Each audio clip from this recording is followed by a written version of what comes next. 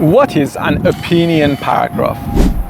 Hello, welcome to my channel. In this video, I'm gonna go over opinion paragraph writing. If you are new to my channel, in my channel I record videos about English language, writing skills, international exams, and also study abroad tips. So let's get started. In this video, as I said, we're gonna go over opinion paragraph writing. So in the beginning, let's see what is an opinion paragraph. An opinion paragraph gives the writer's opinion about a topic. I want to also highlight a few points here. So it is the writer's opinion. As you see, we have an opinion paragraph. So it should be your personal opinion. And also explains the facts to support. So giving just the opinion without supporting won't make your paragraph a very strong one.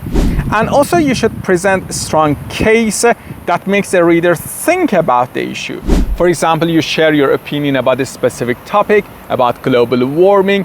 So you should also provide a strong case to make me as the reader think about your paragraph, about your idea and opinion. And also you should consider both sides of an argument.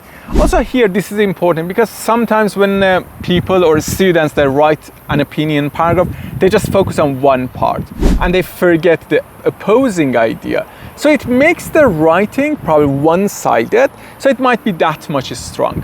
In this video, we're gonna go over the techniques that you can use to make your opinion paragraph much stronger. All right, let me move on. Over here, we have some features of great opinion paragraphs. First, you should have clear position. When I say clear position, your opinion should be clear from the beginning. So when I read your paragraph, I should see what your opinion is from the first line to the last line. You shouldn't just deviate between opinions. And also you should provide relevant evidence. Without evidence, it's just an opinion. So nobody buys it. So you need to provide evidence. For example, here you can use some facts, statistics, data, and examples. Provide some examples to support your opinion. And finally, also counter-argument and refutation.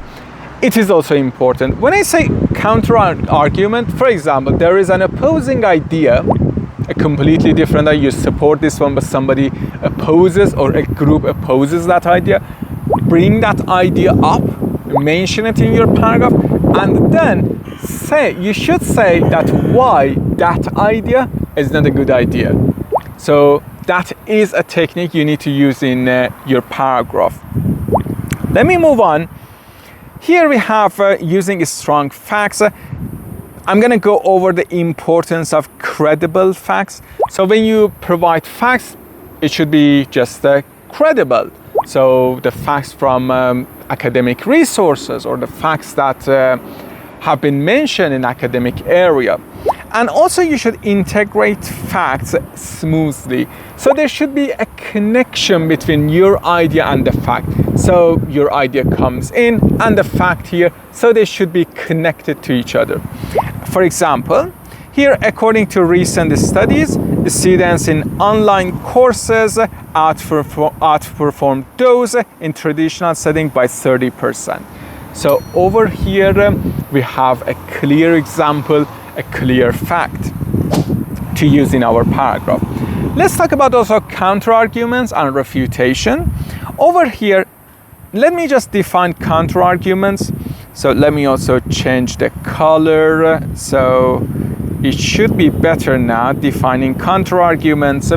For example, you support global warming. You support the fact that global warming should be just controlled.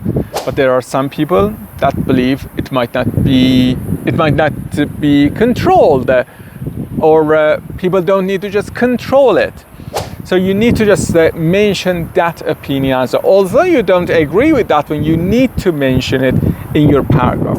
And the purpose of addressing counter-argument here is to just mention the fact that you are aware of all areas of this idea. So you know the positive side, the negative sides, you know people who agree, you know people who don't agree, and then you just mention your opinion. And also respecting opposing views, refuting convincingly. So when you mention it, it shows that you respect it, and then you mention why it is not correct. So it just makes your paragraph much stronger. Let me move, and let's go over organization of opinion paragraphs. It is also important in international exams. For example, there is one criterion, task achievement. It is about the organization of your essay. For example, at your school, when you write a paragraph, there are some criteria that assess the organization of your paragraphs. Over here, your opinion paragraph should have a topic sentence. So in your topic sentence, you introduce the topic, you introduce the main idea. It is generally the first sentence of the paragraph. If I read your first sentence, I should know the main idea of the paragraph. And after that, you will have some supporting sentences. That in your supporting sentences, you provide evidence and examples that makes your opinion stronger. And then you will have also counter-argument and refutation.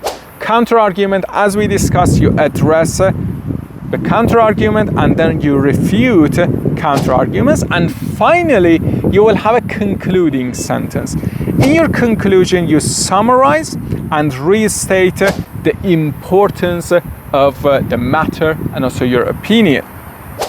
Now, I want to also go over here because sometimes the students, they confuse facts and opinion. So let's go over these two so you can just separate them easily while writing. Facts are objectives and verifiable. So when you have a fact, it is objective. It's not about your idea or my idea. 10% of people is 10%. You like it or hate it. I like it or hate it. So it's 10%, it's over there, and nobody can just change it. It is a fact. But when it comes to opinion, it is subjective and based on belief. For example, recording a video in this area is great, in my opinion. But for you, it might be distracting, so you may not like it. So we have different opinion about one aspect, about one item. In this situation, about this environment. So this is the opinion. So when you write your opinion essay, you should be very careful about facts and opinions and have to just distinguish between them. Now over here, let's go over crafting a topic sentence. Your topic sentence should summarize the material so the reader gets a general sense of all key aspects of the original work. So as I said, by reading the first sentence of your paragraph, the reader should get the idea clearly.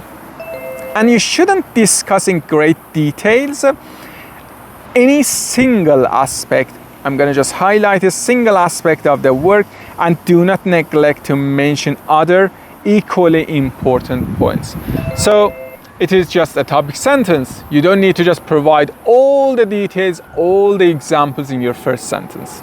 So keep them for the rest. So as a reader, I will be more interested in reading the rest of your paragraph. Now let's go over an opinion paragraph. Here there is a sample. I'm going to go over it sentence by sentence, and then I'm sure you can write your opinion essay about any topics.